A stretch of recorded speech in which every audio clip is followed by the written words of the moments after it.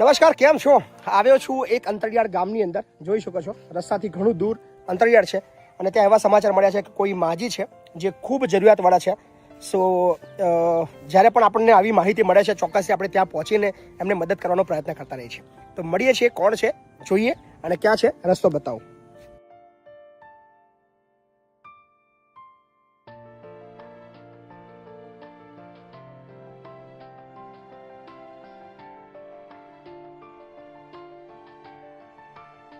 નીકળવું પણ અઘરું છે, તો વિચારો કઈ પરિસ્થિતિમાં બા હશે. જોઈએ છે.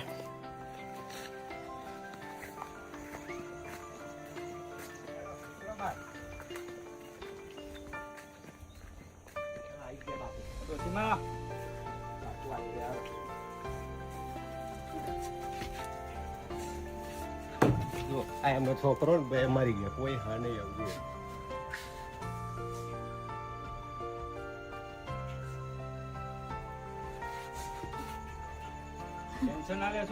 માજી આવા નહીં રડવાનું તમારે બા. હે આવા નહીં રડવાનું જરાકે. હે બહુ તમે રડી લીધું, આવા નહીં રડવાનું. હો બેહો, ખાટલામાં બેહો. બેર તો બેમને દેખાતું બી નહીં હોય ને બાને. ઓછું દેખાય ને બા. શું નામ બા તમારું? મધુ બા. તો કેટલા વર્ષથી એકલા રહો છો અહીંયા આગળ? 12 મહિનાથી એકલા છો? ખાવાનું બનાવવાનું, ખાવાનું સોલિયો આલી જાય. જાતે બનાવો અમુક વાર?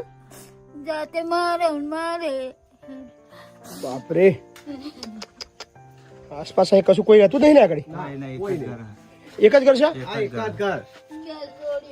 શું નામ તમારું? વિષ્ણુભાઈ.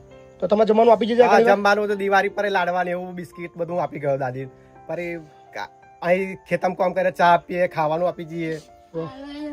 કઈ ગયા તમારો છોકરો? કઈ ગયો બા? છોકરો આપ થઈ ગયો, ડોહા આપ થઈ ગયા. છોકરો હતો નડિયાદ માં નાઈ ગયો. આજ ઘર એમ બાનું એમ?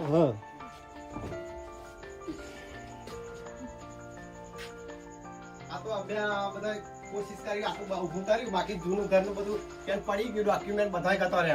ડોક્યુમેન્ટ તો એક નહીં બાપ. કોઈ વાંધો નહીં, કોઈ ડોક્યુમેન્ટની જરૂર નહીં બાની. બા હવે ચિંતા ના કરશો, બરાબર? હવે ટેન્શન નહીં લેવાનું તમારે. હા, તમારો દીકરો પાછો આવી ગયો છે. હા ને, હવે ચિંતા નહીં કરવાની.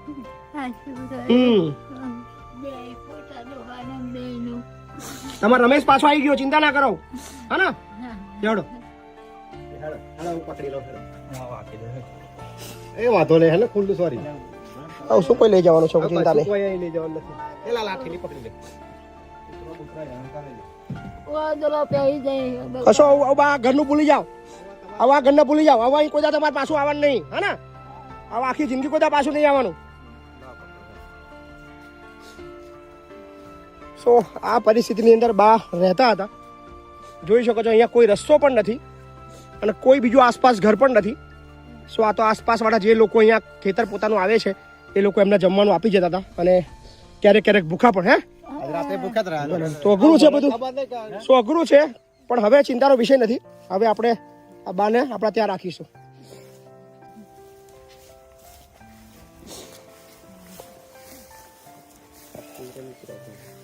એક તો સાપની બહુ બીક છે. સાપની બી બીક છે એમ? હા.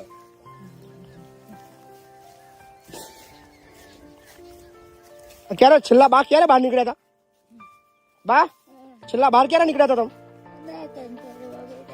એમ નહીં, આમ ગામમાં ક્યારે આવ્યા તમે છેલ્લે? 2 વર્ષ થઈ ગયો. 2-3 માંથી આ બાજુ બહાર નીકળ્યા જ નહીં ઘરની બહાર? બાપરે. સો તમારી આસપાસ પણ આવા વડીલો હશે જેના દીકરા કદાચ ઓફ થઈ ગયા હશે, એમના ઘરવાળા ઓફ થઈ ગયા હશે અને ઘણા હજી ખેતરની અંદર એકલવાયુ જિંદગી જીવતા હશે. આપણે કદાચ ગામમાં રહેતા હોય એટલે આપણને કદાચ ખબર ના હોય કે ખેતરની અંદર રહેતા એકલા જિંદગી જીવતા વડીલની પરિસ્થિતિ શું હોઈ શકે. સો પ્લીઝ તમે તમારી આસપાસ આવા વડીલોને શોધજો.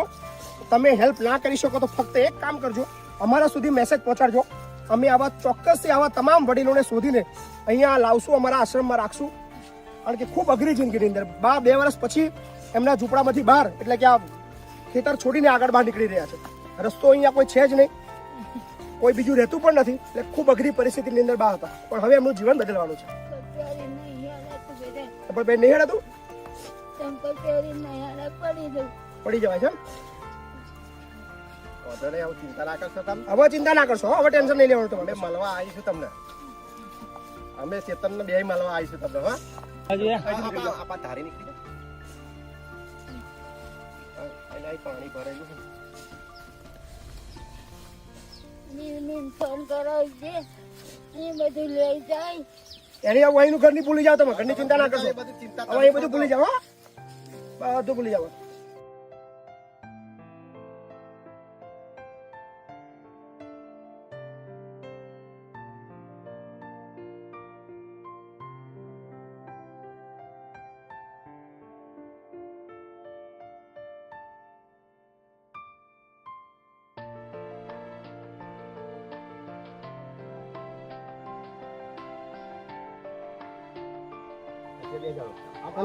નેચે નેચે પગ આગળ રાખો.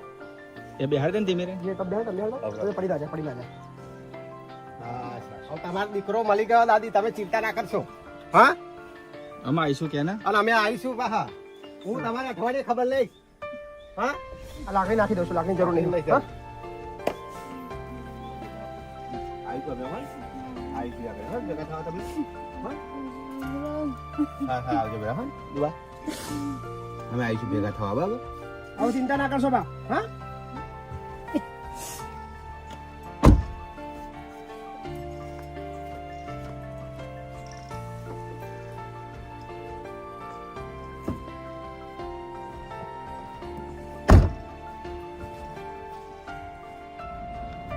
સો ફાઇનલી બાયનું રેસ્ક્યુ થઈ ગયું છે અને બા હવે આપણે આવી રહ્યા છે આપણા વૃદ્ધાશ્રમની અંદર. So thank you so much. આ તમામ ભાઈઓનો પણ આભાર જેમને આપણને આ બાબતની જાણ કરી છે. Thank you.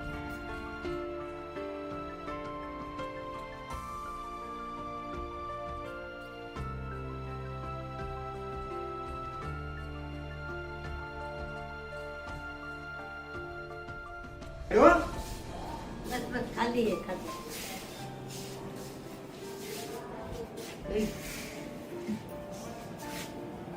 બસ ના ચાલશે ના ખાટલો? બસ આરામથી રહો ને, ચિંતા ના કરો બા.